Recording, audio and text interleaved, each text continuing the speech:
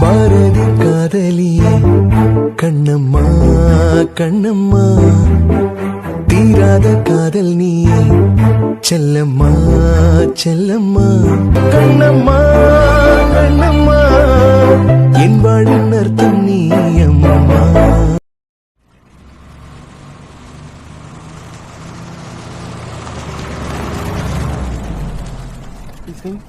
என்ன சாம்? சாரி இசை. எதுக்கு? இல்ல, உன்னை பத்தி குடிச்சிட்டு என்னென்னமோ வளரி இருக்கேன். அதுவும் அன்புகிட்டயே போய் வளரி இருக்கேன். ரொம்ப சாரி. பரவாயில்ல சாம், விடு. இல்ல, ரொம்ப கோவமா இருப்பேன்னு நினைச்சேன். அதெல்லாம் ஒன்றும் இல்லை, எதுக்கு கோவப்படணும்? சரி, உனக்கு சைட்டுக்கு வர டைம் ஆகுதுல்ல, நான் வேற இன்னும் கொஞ்சம் லேட் பண்ணிட்டேன். இப்ப பாரு, என்னால உனக்கும் லேட்டு. நான் அந்த டென்ஷன்ல இருக்கேன். இல்ல இசை, இன்னைக்கு என்னமோ ஸ்ட்ரைக் பண்றாங்களாம். ஆகாஷம் இல்ல, இனியாவும் இல்ல, அன்பும் இல்ல, நான் மட்டும்தான். அதனால அன்பு இன்னைக்கு கம்பெனிக்கு லீவ் விட்டுறேன். அப்புறம் இன்னைக்கு யாரும் சைட் பக்கமும் போக வேண்டாம், வேலையெல்லாம் நாளைக்கு பாத்துக்கலாம்னு சொல்லிட்டான். இப்போ ஒரு 10 நிமிஷத்துக்கு முன்ன தானே என்கிட்ட டைம் ஆகுது கிளம்பு அப்படின்னா, எனக்காக இன்னைக்கு ஸ்ட்ரைக் ஆயிடுச்சா? ஐயோ, அப்படியெல்லாம் இல்ல. நீ காலைல ஏறி உட்கார்ந்ததுக்கு பிறகு வெளியே நின்று போன் பேசிட்டு நின்னலாம், அது வேற யாரும் இல்ல, அன்புதான். அப்பதான் சொன்னா, நியூஸ பாரு, இந்த மாதிரி ஒரு நியூஸ் வந்துட்டு இருக்கு, யாரும் இல்லாத நேரத்துல நீ மட்டும் எதுக்கு ரிஸ்க் எடுக்கிற அப்படின்னா. சரி ஓகே, நிறைய ஒர்க் இருக்கிறதுனால எம்ப்ளாயிஸ்க்கு இப்ப சண்டே மட்டும்தான் லீவு. சரி ஓகே, ஒரு நாள் என்ஜாய் பண்ணட்டும். உண்மைதானே? சந்தேகம் தோணுச்சுன்னா உங்க அண்ணனுக்கே போன் பண்ணி கேட்டுறேன். எனக்கு கம்பெனி தான் இம்பார்ட்டன்ட். அப்ப சரி. சரி, பக்கத்துல வந்துட்டோம். ரொம்ப தேங்க்ஸ் சாம். சரி, நீ கிளம்பு, நான் பாத்துக்கிறேன். இல்ல இசை, கோயில் இருக்க பாதை வர ஒரு காட்டு வழி பாதை மாதிரி. நீ ஆட்டோ பிடிச்சு போறதோ இல்ல ஒத்தையில நடந்து போறதோ சேஃப் கிடையாது. அதுக்கு அதனால முடிச்சுட்டு உன்னை வீட்டுல கொண்டு விட்டுட்டே நான் வீட்டுக்கு கிளம்புறேன். அதெல்லாம் வேண்டாம் சாம், உனக்கு எதுக்கு கஷ்டம்? பரவாயில்ல இசை.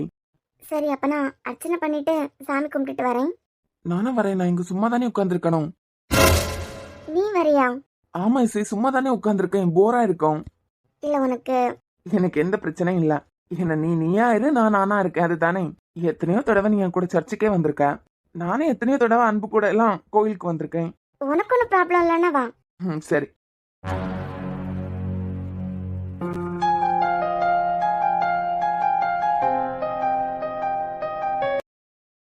உங்களுக்கே தெரியும், என் கழுத்துல ஏறின தாலி என் அண்ணன் உயிரை வச்சு மிரட்டிதான் என் கழுத்துல ஒருத்தன் தாலியை கட்டினான். இன்னைக்கு வரைக்கும் அவன் யாரு என்ன ஏதுன்னு எனக்கு எதுவுமே தெரியாது. ஆனா எங்க வீட்டுல உள்ளவங்களை பொறுத்த வரைக்கும் நான் அவன் கூட வாழ்ந்திருக்கேன். ஆனா இன்னைக்கு வரைக்கும் அவன் கருப்பா சிவப்பான்னு கூட எனக்கு தெரியாது.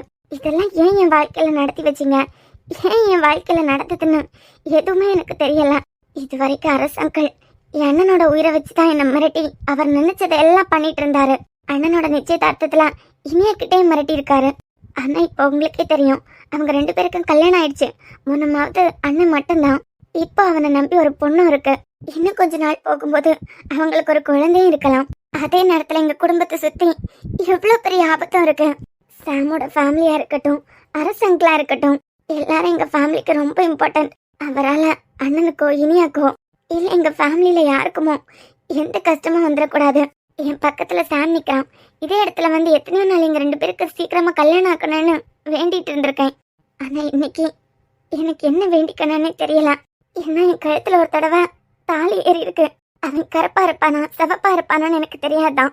ஆனா என்ன பொறுத்த வரைக்கும் ஒரு பொண்ணோட கழுத்துல ஒரு தடவை தான் தாலி ஏறணும். இனி நான் தான் இறந்ததுனால மதுக்கு இன்னொரு வாழ்க்கை. ஆனா என் வாழ்க்கை எதை நோக்கி போகுதுன்னு எனக்கே தெரியல. கண்ணை கட்டி காட்டுல விட்ட மாதிரி தான் இருக்கே தவிர சம்பந்தமே இல்லாத ஒருத்தன் என் வாழ்க்கையில எதுக்காக வந்திருக்கணும், அவன் கையால எதுக்காக தாலி ஏறணும், இது எதுக்குமே விட தெரியல. ஆனா உங்களுக்கு இதுக்கு எல்லாமே விட தெரியும்.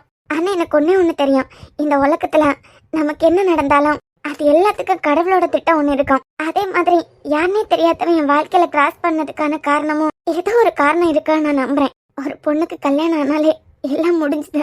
ஆனா என் கழுத்துல ஒரு மஞ்ச கயிறு மட்டும் தான் ஏறிச்சே தவிர வேற எதுவுமே இல்ல. இதெல்லாம் சாம்க்கு தெரியும் போது சாம் ஏத்துப்பானா, இது எதுக்குமே எனக்கு விட தெரியல. ஆனா ஒண்ணு தெரியும், இதெல்லாம் சாம்க்கு தெரியும் போது என் மேல இருக்க மதிப்பு மரியாதை அவனுக்கு கூடுமே தவிர எந்த இடத்துலயும் குறையாது. நான் அவனுக்கு துரோகம் பண்ணலைங்கிற விட அவனுக்கு கிடைச்சிரும். இனியாவது என் வாழ்க்கையில நல்ல வழியை காட்டுங்க. நீ என்ன வேண்டிக்கிறன்னுலாம் எனக்கு தெரியல. ஆனா நீ எப்போ சந்தோஷமா இருக்கணும். நீ எனக்கு கிடைக்கலனாலும் நீ சந்தோஷமா இருந்தா எனக்கு அதுவே போதும். எப்படிமா இருக்க? நல்லா இருக்கேன் சாமி. எப்படியோ அண்ணன் கல்யாணத்துக்கு கடைசி நேரத்துல வந்து சேர்ந்துட்டேன்.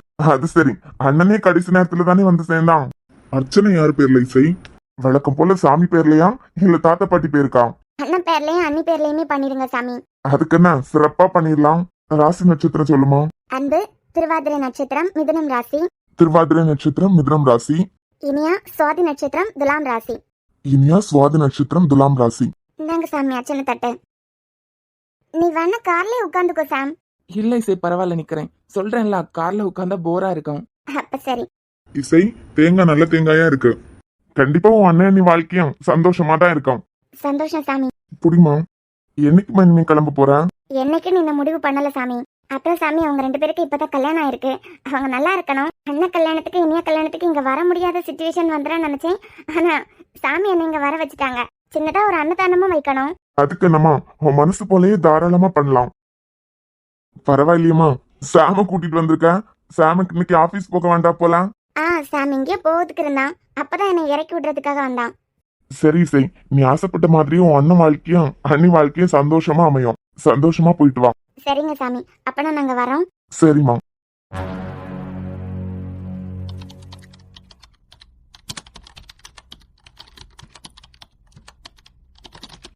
யாருக்கு எம்படி நேரமா கொட்டிக்கிட்டே இருக்கேன். இன்னுமா கொட்டிக்கிட்டு இருக்கேன். இங்க பார் செல்லு, உன் சாம்க்கு பொண்ணு பார்க்கணும்னா கொஞ்ச நேரம் பொறுத்து தான் ஆகணும். நானும் இதுக்கு முன்னால மேட்ரிமோனில வேலை பார்க்கல. அதனால கொஞ்சம் பொறு. யாட்டி இந்த சியா மொபைலுக்கு போட்டோ எல்லாம் கொடுக்கறேனா, அத கூட நீ என்ன கண்டுபிடிக்கல. உனக்கு என்னத்தையாவது இந்த கம்ப்யூட்டர்ல தெரியுமா தெரியாதா? அத முத சொல்லு. எனக்குலாம் இதுல ஒண்ணும் தெரியல. இரு நீ வாயை மூட்டு, கொஞ்ச நேரம் கிண்டி பாக்குறேன். ஏடி கிண்டி பாக்கிறதுக்கு அதான பியானா? இரு செல்லு, கொஞ்ச நேரம் நோண்டி பாக்குறேன். அப்பனா உனக்கு ஒரு புண்ணாக்க தெரியாது. இந்தா வாராயில என் பேத்தி நல்ல ஒரு பொண்ணா சாமுக்கு பார்த்து சொல்லுவா. என்ன செல்லு உங்க சத்தம் வாசல் வரைக்கும் கேக்குது. ஏடி அம்மா, இந்த பெண்ணு கிட்ட ஒரு வேலையை பார்க்க சொன்னேன். இந்த லேப்டாப்பை பத்தி அவளுக்கு முன்னமே என்னத்தையாவது தெரியுமா இல்லையான்னு தெரியல. 1 மணி நேரமா அதை பார்த்துக்கிட்டே இருக்கா.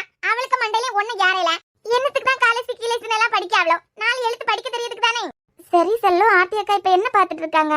ஒரு முக்கியமான காரியம் பார்த்துக்கிட்டு இருக்கா. ஏமாக்கா நீ தான் ஊஸ் பிஎஸ் எல்லாம் வேலை பார்த்திருக்கீங்க. செல்லு அது ஊஸ் இல்ல யூஎஸ். ஏதோ ஒண்ணு. இந்த வயசான காலத்துல கிழவிக்கு என்ன வாயில வருதோ அததானே சொல்ல முடியும். நீ முத கீழே உட்காரு. உனக்கிட்ட கொஞ்சம் பேச வேண்டியது இருக்கு. ஏன் கிட்டயா? அது பிறகு இந்த ஆர்த்திக்கே தெரியல, உன் அப்பன் கிட்டயே பேச முடியும். உன் அப்பனுக்கு மட்டும் இதை பத்தி தெரிஞ்சிருமா? சரி செல்லும், உன் பேத்திய கோயிலுக்கு கூட்டு போனேன். பத்திரமா உங்ககிட்டயே ஒப்படைச்சிட்டேன். அப்புறம் இனி எனக்கு இங்க என்ன வேலை? ஏலே மக்கா, உனக்கு தான் இங்க வேலை போயிட்டு இருக்கு. ஒரு இடம் அசராம அப்படியே நில்லு. ஏன்? உனக்கு பொண்ணு பார்த்துக்கிட்டு இருக்கேன். பொண்ணு பார்த்துட்டு இருக்கீங்களா? ஆமா. எங்க செல்லு? போட்டோவும் காணோம், பயோடேட்டாவையும் காணோம். எங்க பொண்ணு பார்த்துட்டு இருக்கீங்க? இத இருக்கல மக்கா லேப்டாப். இந்த லேப்டாப்புக்குள்ளதான். லேப்டாப்ல பொண்ணு பாக்குறியா? ஏன் செல்லும், லேப்டாப்ல பொண்ணு பாக்குற அளவுக்கு உனக்கு அறிவு வளர்ந்துட்டான். உலகமே இப்ப கம்ப்யூட்டர்ல தான் ஏங்கிட்டு இருக்கு. நீ இரு, உனக்கு ஏத்த பொண்ண நான் பாக்கேன். எதுல? மேட்டர்மோனில. என்ன மேட்டர்மோனியா? என்ன மோனி செல்லு? மேட்டர்மோனி. என் மான காத்துல பறக்குது. இவ வர சிரிக்கிறாளே. சூப்பர் செல்லும், உன் பேரனுக்கு எங்க பொண்ணு பார்க்கணும் நல்லா தெரிஞ்சு வச்சிருக்க. ஓய், பாட்டி தானே சொன்னாங்க, நானும் சொன்னேன். சரி பாட்டி, நீ சொன்ன சைட்ல சாம்க்கு பொண்ணு பாத்துட்டியா? மக்க இந்த ஆர்த்தி படிச்சதுதான் என்னத்தையாவது தெரியும். இது பிடிச்சு உட்கார வச்சா ஒரு புண்ணாக்க தெரிய மாட்டேங்குது. நீ ஓசி கிஎஸ்ல எல்லாம் வேலை பார்த்துக்கிட்டு வந்தவ தானே. என் சாமுக்கு ஏத்த பிள்ளையா பார்த்து சொல்லு. உட்கார மக்கா. எவட்டி அந்த லேப்டாப் அவளுக்கிட்ட கொடு. ஐயோ செல்ல, எதுக்கு என் உயிரை எப்படி எடுக்கிறேன்? ஏல ஏன் உன் நல்லதுக்காண்டி தானே யோசிக்கேன். செல்ல, என் கல்யாணத்துக்கு இப்ப என்ன அவசரம்? இன்னும் 2 வருஷம் போட்டும். 2 வருஷம் தாண்டி பொண்ணு பார்க்கலாம். மக்கா 2 வருஷம் கழிச்சு பொண்ணு கிடைக்காது. பொண்ணு மாதிரி ஏதாவது ஒண்ணுதான் கிடைக்கும். கல்யாண வயசு வந்துட்டு என்னமோ பொண்ணு பார்க்காம இப்பதான் அவளை பாரு இவளை பாருன்னு சொன்னா நீ ஒருத்தையும் பார்க்க மாட்டேன். அதான் நானே இந்த மேட்டர்மோனில இறங்கிட்டேன். செல்லு, அது மேட்டர்மோனியும் இல்ல, மேட்டனிமோனியும் இல்ல, மேட்ரிமோனி. என்ன மோனியா இருந்தா என்னல மக்கா, அதுல தானே பொண்ணு வரும். போனது போட்டு போனதை விட்டுக்கிட்டு செல்லு, இன்னொரு தடவை போனது போட்டுன்னு சொன்னேன்னு வச்சுக்கோ, கோயிலுக்கு போயிட்டு வரேன்னு கூட பார்க்க மாட்டேன். தேங்காயாலே மண்டை உடைச்சிருவேன். சரி சரி, டங்கு ஸ்லிப்பாவி என்னத்தையாவது ஒண்ணு வாயில இருந்து வரும். நீ உட்கார மொத. நீ தானே என் பேரனுக்கு பொண்ணு பார்க்கணும். ஏன் நான் எதுக்கு பார்க்கணும்? நீ என் பேத்திங்கிறதுனால நீ மட்டும் என் பேத்தி கிடையாது. சாமே என் பேரன் தான். கலத்தி விட்ட நீ தான் அவனுக்கு பொண்ணு பார்க்கணும். ஆமா, இது ரோமியோ ஜூலியட் படம் பாரு. நான் பொண்ணு பார்க்கறேன், எனக்கு வர வேலை இல்ல. இங்க பாரு, செஞ்ச பாவத்துக்கு புண்ணிய தேடனேனா ஒழுங்கா சாமுக்கு நல்ல ஒரு பொண்ணா பார்த்து கல்யாணத்தை பண்ணி வை. சாமுக்கு நல்ல ஒரு பொண்ணா பார்த்து கல்யாணம் பண்ணி வைக்கிறதுக்கு நான் என்ன கல்யாண புரோக்கரா? மக்க செஞ்ச பாவத்துக்கு கொஞ்சமாவது புண்ணிய தேடு இருக்கல. செல்லு, எதுக்கு என்ன இப்படி காயப்படுத்துற, கஷ்டப்படுத்துற? மக்கா இப்ப இருக்க காய துக்கம் எல்லாம் ஒரு நாள் சந்தோஷமா மாறும். இரு நீ இங்க கொண்டாங்க. எப்படி நீ அந்த பக்கம் பா, என்ன இந்த பக்கம் விடு. வந்துச்சான்னு கூவி போய் சேர்ந்துடாத. ஏன் செல்லும், வயசான காலத்துல இதெல்லாம் உனக்கு தேவையா? உன் வயசுக்கு சாம பையில நீ கலத்தி விட்ட. மறுபடியும் அப்படி சொல்லாத செல்லு. சாம் கூட என்கிட்ட இப்படி எல்லாம் சொன்னது கிடையாது. அவன் சொல்ல மாட்டான், அவன் தங்கமான பிள்ளாச்சு. இனிமே இந்த ஆம்பளை பயல்களை எல்லாம் காதலிச்சுக்கிட்டு கலத்தி விடலாம். இதுங்களை எல்லாம் நல்ல ஒரு பொண்ணு அந்த பயலுக்கு பார்த்து வச்சுக்கிட்டு கலத்தி விடுன்னு சொல்லணும். சரி சொல்லு, நான் என்னத்தமக்கா சொல்ல. அந்த மீன் கடைக்காரிக்கிட்டையும் கேட்டு பார்த்துட்டேன். உன் பொண்ணு எங்க வீட்டு பையனை மாதிரி நாங்க வளர்த்துக்கிட்டு இருக்க சாம பயலுக்கு கொடுப்பியா அப்படின்னு. அவன் இன்னொரு மீனுக்காரனுக்கு தான் கொடுப்பாளாம். சரி, நம்ம சாமுக்கு நம்ம தானே பொண்ணை பார்க்கணும். அதான் இந்த மேட்டன் மோனில 4-5 பிள்ளைகளை பார்த்தா நாலுல ஒண்ணு செலக்ட் பண்ண முடியல. இப்பயே தூங்காத. சப்போ இந்த சாமுக்கு கல்யாணம் ஆகுறது வரைக்கும் இந்த செல்லுக்கிட்ட இருந்து உயிரெல்லாம் நமக்கு மாஞ்சு போயிடும். ஏன் சாம், நல்லா அழகா தானே இருக்கீங்க. ஏதாவது ஒரு பொண்ணை பார்த்து கரெக்ட் பண்ணி கல்யாணம் பண்ணிட்டு வீட்டுக்கு கூட்டு வரலாம்ல. எங்களுக்கு தொல்லையாவது மிஞ்சம். செல்லு மட்டும் இல்லாட்டி நீங்களும் என்கிட்ட இருந்து இன்னைக்கு வாங்கி கட்டிட்டு போக போறீங்க. நீங்க தான் அப்படி சொல்றீங்களே தவிர உங்க கண்ணு இசை என்ன மாதிரி பொண்ணு தேடுறான்னு பார்த்துட்டு தானே இருக்கு. அதெல்லாம் ஒண்ணும் இல்ல. இனிமே இந்த கவர்மெண்ட் கிட்ட சொல்லி மொத்தமா ஒரு சட்டத்தை கொண்டு வர சொல்லணும். எவ்வளவு ஆம்பளை பிள்ளைகளை ஏமாத்துறவள மாதிரி இன்னொரு பொண்ணு அந்த பயலுக்கு பார்த்து வச்சுக்கிட்டு அதுக்கு புறம் உன் ரூட்டை பார்த்துக்கிட்டு போவாமன்னு ஒரு சட்டத்தை கொண்டு வர வைக்கணும். ஆமா, அடுத்த ஐநா சபையில போய் பேசு. சரி, ஃபர்ஸ்ட் சாமோட பயம் வேணும். உன் பேரன் கிட்ட போட்டோ அனுப்ப சொல்லு. ஏன் என் போட்டோ உன்கிட்ட இல்லையா? இவகிட்ட எதுக்கு இருக்கணும்? யூட்டி கலத்தி தான் விட்டுட்டேலாம். அந்த பயலுக்கு போட்டோ என்ன டெலீட் பண்ணாமல வச்சிருக்கேன். சும்மா இரு செல்லும். அவன் Facebookல போட்டிருக்க போஸ்ட் எல்லாம் உனக்கு தெரியாதாங்கற மீனிங்ல கேக்குறான். அப்புறம் பின்ன நான் போஸ்ட் போட்டோன்னா முத லைக் முத கமெண்ட் இவகிட்ட இருந்து தான் வரும். இதுல போட்டோவா யார்கிட்ட சிக்குவானா இந்த சாம்? சரி, போட்டோ எடுத்துட்டேன். இந்த போட்டோயா வச்சிருக்கேன். இது சின்ன பயல மாதிரி எல்லாம் இருக்கான். அழகு போல ஒரு போட்டோயை வையேன். இது போதும். ஏன் மக்கா, இது 10ஆம் கிளாஸ் படிக்கிறதுல உள்ள போட்டோ எல்லாம் மீச கூட எல்லோலயும் வளரல. இப்பதான் மீச எல்லாம் வளர்ந்து எம்ட்டு அழகா இருக்கா சாம். இப்ப உள்ள போட்டோயை வையேன். இப்ப உள்ள போட்டோ எல்லாம் மேட்ரிமோனில கொடுக்க கூடாது. ஏனோ கல்யாணத்துக்கு முன்ன போட்டோ எல்லாம் வெளியே காமிச்சா கண்ணு பட்டுறோம்ல. இது மீச இருக்க மாதிரி ஏதாவது போட்டோயை வை. இத பாத்துக்கிட்டு சின்ன குழந்தை நினைச்சிட்டு போறானே. போட்டோவுல என்ன வச்சு இந்த குடும்பமே காமெடி பண்ணிட்டு இருக்கு. இவ என்னடா நான் 10th படிக்கும் போது உள்ள போட்டோவை மேட்ரிமோனில அப்லோட் பண்றான். இந்த செல்லு என்னன்னா மீன் கடைக்காரிக்கு பொண்ணெல்லாம் கேட்டுட்டு வந்திருக்கேன். இந்த குடும்பத்துல மாட்டிக்கிட்டு நான் தவிக்கிற தவிப்பு இந்த கடவுளுக்கு கூட தெரியுமா தெரியாதா? அதெல்லாம் சாம சின்ன குழந்தைன்னு நினைக்க மாட்டாங்க. 26 வயசு கரெக்டா கொடுத்துருவேன். ஏன் ஊட்டி போட்டோ தானே ஊட்டி முக்கியம். ஒரு பிள்ளைக்கு பார்த்த உடனே கப்புனு பிடிக்க மாதிரி கப்புனு பிடிக்கணும்னா கோட்டை தான் ஊத்தி வைக்கணும். மக்கா அத சொல்லல மக்கா. ஏன் இசை, ஒரு பொண்ணுக்கு போட்டோ பிடிச்சிருந்தா மட்டும் தானே மேற்பட்ட டீடைல் எல்லாம் பாப்பாங்க. இல்ல அத்தி, போட்டோ எல்லாம் கொடுக்க கூடாது. ஏன்? போட்டோ கல்யாணத்துக்கு முன்ன பார்த்தா கண்ணு போட்டுருவாங்க. நீ போட்டோ நல்லதா கொடுக்கலன்னா கல்யாணமே நடக்காதே. அதெல்லாம் நடக்கும். வயசு கரெக்டா கொடுக்கல அப்புறம் என்ன? ஏன் மக்கா இப்படி பஞ்சத்தை போட்டோ எல்லாம் Facebookல போட்டு வச்சிருக்கேன். இந்த பெண்ணுக்கு கண்ணுல அது பட்டதனால தானே அதை தூக்கி வச்சிருக்கா. இப்ப சொட்டு விழுந்தவனுங்களே டோப்பாய போட்டுக்கிட்டு மேனேஜ் பண்ணி போட்டோ போடானுங்க. நீ மூக்கு முழியமா அழகா தானே இருக்க. இந்த ஸ்கூல் போட்டோ எல்லாம் Facebookல போட்டு வச்சிருக்கேன். இப்ப கரண்ட் போட்டோ எடுத்து அனுப்பு மக்கா இவளுக்கு. சும்மா செல்லும். ஏய் செல்லும், நான் சொல்றது ஒரு நிமிஷம் கேளாம். மறுபடியும் காதலுங்கிற குழிக்குள்ள என்னால விழ முடியாது. பொண்ணுங்க எல்லாம் முத மெட்டி போட வைப்பாங்க, அதுக்கப்புறம் முட்டி போட வைப்பாங்க. நமக்கு இதெல்லாம் தேவையா? ஏலே அவன் ஜட்டி போட வச்சாலும் பரவாயில்ல. தேனட மாதிரி இருக்க பொண்ணுதான் வியானே சுத்திக்கிட்டு தெரியாதவன். நீ மூக்கு முழியமா இருந்துகிட்டு ஷப்பா. இல்ல உனக்கு வேற ஏதாவது பிரச்சனை இருக்கா? பிரச்சனை இருக்குன்னா சொல்லு. ஏன்? ஒண்ணும் இல்ல. பரவாயில்ல சொல்லு, நானும் சிரிப்பேன்ல. If you have any problems, tell your grandma. Grandma will give you good advice. ஏய் இல்ல சாம், பாட்டி தான் உனக்கு ஏதாவது ப்ராப்ளமான்னு கேட்டாங்க. நான் எதுவும் கேட்கல. அப்படி ஏதாவது எங்களுக்கு தெரியாம இருந்ததுன்னா சொல்லு. பின் குறிப்புல அதே ஆட் பண்ணிக்கலாம். வேண்டாம் இசை, எனக்கு கோவம் வருது. இல்ல கொஞ்ச நேரம் சும்மா நில்லு. சரி செல்லும், அடுத்த பாயிண்ட்க்கு வா. சாம், இசை உனக்கு ஏதாவது ப்ராப்ளம்னா இன்னொரு ஆப்ஷன் கூட இருக்கு. நம்ம வீட்லயே இப்ப டாக்டர் மாப்ள வந்துட்டாரு. மித்ரன் கூட டாக்டர் தானே. ஏ செல்லும், உன் பேத்தி என்ன கிண்டல் பண்ணிட்டே இருந்தாலும் வச்சுக்கா, நான் பாட்டு கிளம்பி போயிட்டே இருப்பேன். ஏன் சும்மா இரு. அவனே இப்பதான் விருப்பப்பட்டு நிக்கான். விருப்பப்பட்டு நிக்கிறானா? சரி, உன் சாம்க்கு என்ன மாதிரி பொண்ணு வேணும்னு கேட்டு சொல்லு. பொண்ணு மாதிரி பொண்ணு கிடைச்சா போதும். இங்க பாரு செல்லும், என்கிட்ட இந்த நக்கல் நையாண்டி எல்லாம் வேண்டாம். எந்த மாதிரி பொண்ணு எதிர்பார்க்கறான்னு கேட்டு சொல்லு. ஒன்னே மாதிரி போடு. என்ன மாதிரியா? அப்ப நான் இசை மாதிரி பொண்ணு வேணும்னு போட்டுறவா? இது ஒன்னே தானே அவனுக்கு முத பிடிச்சிருந்து.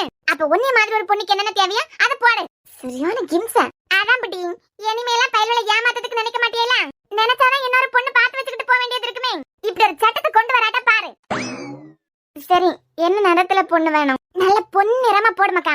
உன் பேரை என்ன எதிர்பார்க்கறான்? அவன் ஒரு பொண்ணு கல்யாணம் பண்ணிக்கணும் என்ன எதிர்பார்க்கறான்? ஏதோ கொடுத்து வச்சிருக்கேன். இத பார்த்துட்டு பிடிச்சிருந்தனா ஃபோன் பண்ணுவாங்க. ஆமா, மீச கூட வளராத போட்டோ நீங்க கொடுத்து வச்சிருக்கீங்க. எங்க வரோம்? அதெல்லாம் வரோம். நீங்க வேணா பாருங்க. மக்க இந்த பிள்ளை காட்டு. போட்டோல மூக்கு முழியுமா நல்ல லட்சணமா இருக்கேன். ஆமா மூக்கு முழியுமா இருக்கேன். ஆனா இந்த பிள்ளைக்கு பைலட் மாப்பிள்ள தான் வேணுமா? ஏன் கார்ல எல்லாம் போக மாட்டாளா? ஒரு பைலட்டை கல்யாணம் பண்ணாதான் உலகம் முழுக்க சுத்த முடியுமா? உன் பேரனை கல்யாணம் பண்ணிக்கிட்டா சொந்த ஊர்லயே கார்ல தான் சுத்த முடியும். ஆனா பைலட் மாப்பிள்ளைய கல்யாணம் பண்ணிக்கிட்டா உலகம் முழுக்க சுத்தலாமா? அதனால பைலட் மாப்பிள்ள தான் வேணுமா? நீ ஒண்ணு பண்ணு. இந்த பொண்ணு தான் சாமுக்கு வேணா சாம பைலட் ஆக சொல்லு. அவ்வளவுதான். இனிமே சாமோட போட்டோ எல்லாம் பார்த்துட்டு எல்லாம் பிடிச்சி போச்சுன்னா ஃபோன் பண்ணுவாங்க. போன் எல்லாம் ரெடியா வச்சுக்கோனா. வா ஃபோன் நம்பர் தான் கொடுத்துருக்கேன். ஏன்னா சாம் அட்டன் பண்ண மாட்டாங்களா இந்த மாதிரி எல்லாம் ஃபோன் வந்ததுன்னா. எனக்கு யார் ஊட்டி போனு? அதாவது தாத்தாவோட ஃபோன் இருக்கலாம். தாத்தாவோட ஃபோன் நம்பர் தான் உன் பேரை போட்டு கொடுத்துருக்கேன். நீ ஒண்ணு பண்ணு. ஒரு வாரத்துக்கு தாத்தாட்ட ஃபோன் கொடுக்காம தாத்தாவோட போனை வாங்கி வச்சுக்கோ. ஏட்டி அந்த கிழமை ஒரு பட்டன் அமைக்கி பார்க்கறதுக்கே தர மாட்டான். இதுல இருந்தாலும் போன எனக்கிட்ட தந்துட்டு போமா. மேக்ஸிமம் தாத்தா வீட்ல இருக்க நேரம் பார்த்து காலையில சாயந்தரம் அந்த மாதிரி தான் ஃபோன் வரும். ஃபோன் வந்தது நீ போனை பிடிங்கி ஹலோன்னு கேட்டுரு. ஏன் மத்த நேரம் எல்லாம் ஃபோன் வராது? அது இந்த நேரம் மட்டும் தான் ஃபோன் பண்ண முடியும். மத்த நேரம் எல்லாம் ஆபீஸ் டைம் சொல்லிட்டு போட்டிருக்கேன். ஓ அதனால செல்லும் தாத்தா வீட்ல இருக்கும்போது தாத்தாக்கு எப்ப ஃபோன் வந்தாலும் நீ புடிங்கி பேசிருந்தா. சரி மக்கா சரி சரி சரி. அப்புறம் வெளிப்பா இருக்கணும் செல்லும். எப்ப வேணாலும் நல்ல பொண்ணுங்க சாம பார்த்து புடிச்சு போய் ஃபோன் பண்ணலாம். எனக்கு புரியுது மக்கா. எனக்கு அதை விட புரியுது. ஏ செல்லும் அதான் என் பயோ எல்லாம் கொடுத்தாச்சுலாம். இனிமே கல்யாணம் பண்ணிக்க வயசாயிட்டு இருக்கு. 2 வருஷம் போனா பொண்ணு கிடைக்காது. பொண்ணு மாதிரி ஏதாவது ஒண்ணுதான் கிடைக்கும். இந்த டயலாக் எல்லாம் என்கிட்ட அடிச்சு விடக்கூடாதுன்னா. சரி சரி சரி. இந்த மீச இல்லாத போட்டாயை மாத்திக்கிட்டு புது போட்டா வச்சா நல்லா இருக்குன்னு நினைக்கிறேன். செல்லும் உனக்கு டேஸ்ட் தெரியல. இப்ப நான் பியர்ட் இல்லாத போட்டோவை போட்டிருக்கேனா. ஆனா வயசு 26ன்னு போட்டிருக்கேன். எங்கேயோ இடிக்குதுன்னு நினைச்சுக்கிட்டு ஃபோன் பண்ணுவாங்க. அப்ப டீல் பண்ணிக்கோன்னு. சரி சரி மக்கா புரியுது. தண்ணி வேற இப்ப பார்த்து இல்லாம போயிட்டேன். ஏ வித்யா, அனாமிகா மறுபடியும் வாட்ஸ்அப்ல உன்னை பத்தி என்னென்னமோ அனுப்பியிருக்கா. சரி அவதான் அனுப்பியிருக்கானா நீ நம்ப அவ சொல்றதெல்லாம். உனக்கு தங்கச்சி விட உன் ஃப்ரெண்ட் தான் இம்பார்ட்டன்ட். என் ஃப்ரெண்ட் இம்பார்ட்டன்ட்னு நான் சொல்லல. ஆனா அவ உன்னை பத்தி இவ்ளோ சொல்றான்னா ஏதாவது ஒரு காரணம் இருக்கல உன் மேல வெறுப்பு வரதுக்கு. அது என்ன காரணம் தான் கேக்குறேன்.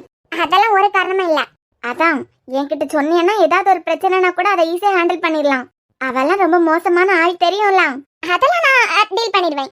நீ டீல் பண்ணுவேனா ஏதோ பிரச்சனை இருக்குதானே. ஏமா எனக்கு ஒரு கும்பிடு. நீ கொஞ்ச நேரம் சும்மா இரு. சரிடி. என்னோட பழைய ரூம் இருக்கலாம். அதான் அந்த ஸ்ருதி இருந்தாலே என் ரூம்ல. அந்த ரூம்ல என்னோட காலேஜ் டைரி ஒன்று நான் விட்டுட்டு போயிட்டேன்.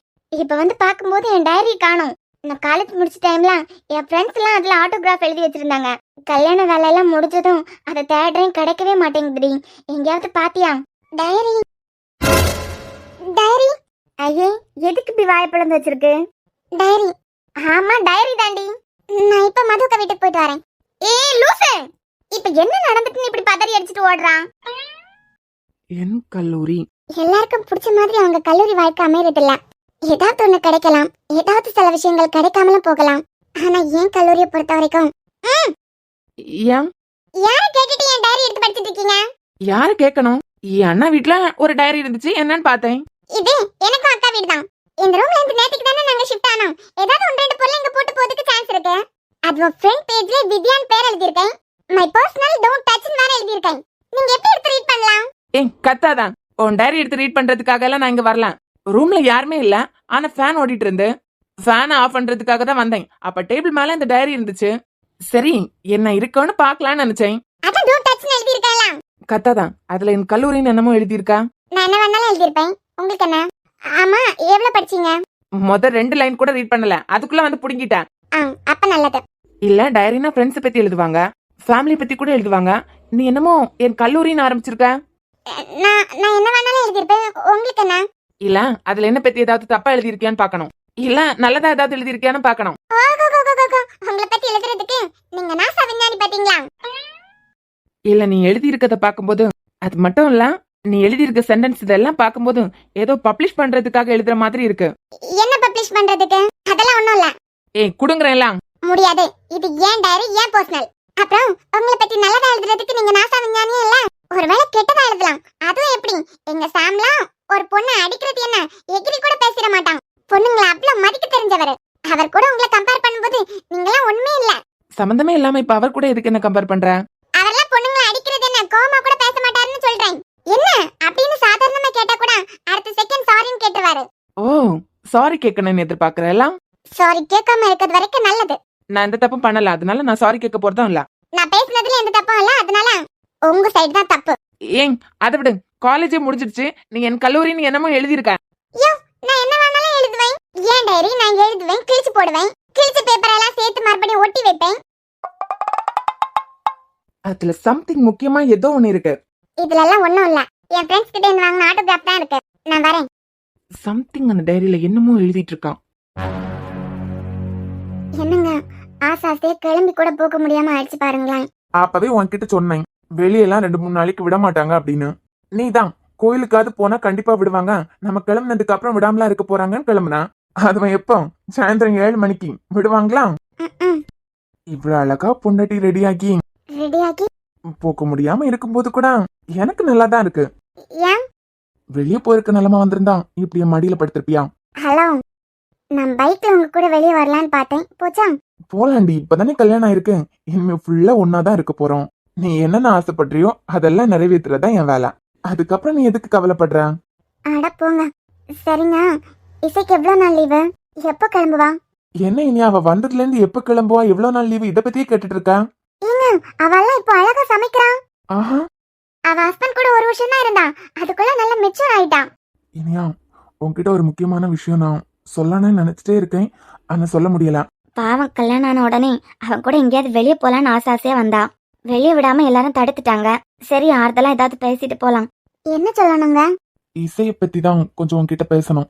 இசையை பத்தி இனியா கிட்ட என்ன பேச போறான்? என்னங்க? குல்ஃபி, இசை இப்போ அவ ஹஸ்பண்ட் கூட இல்ல. ஆமா, அவ இந்தியால இருக்கா, அவர் யூஎஸ்ல இருக்காரு. இல்லம்மா, ஐ மீன் 2 பேரும் பிரிஞ்சுட்டாங்க. என்னங்க உளறீங்க? இல்லம்மா, நிஜமாவே கணவன் மனைவி உறவுல இருந்து இசையும் அவ ஹஸ்பண்டும் பிரிஞ்சுட்டாங்க.